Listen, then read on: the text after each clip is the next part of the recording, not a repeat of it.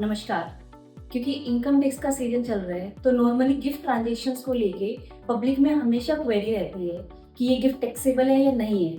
First one तो let me clear, gift एक broad term है जिसमें property, shares, jewellery, paintings etcetera सब कुछ कवर होता है। गिफ्ट ट्रांजेक्शन से रिलेटेड इनकम टैक्स में क्या इम्पैक्ट है, इसको हम दो पार्ट में कवर करेंगे। फर्स्ट वन कवर करेंगे from the point of view of the recipient. अगर आप रिसिपिएंट हैं और अपने किसी भी रिलेटिव से गिफ्ट रिसीव करते हैं तो ये गिफ्ट आपका टैक्सेबल नहीं है।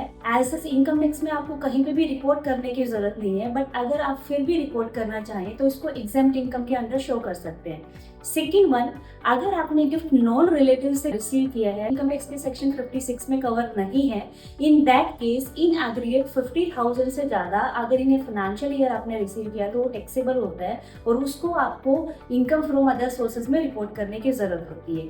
सेकेंड पॉइंट ऑफ व्यू आता है from the point of view gift जिसने दिया है, तो जिसने भी गिफ्ट प्रोवाइडर जो है उसके पॉइंट ऑफ व्यू से कहीं पे भी गिफ्ट टैक्सेबल नहीं है और उसको ना ही कहीं पे रिपोर्ट करने की जरूरत होती है।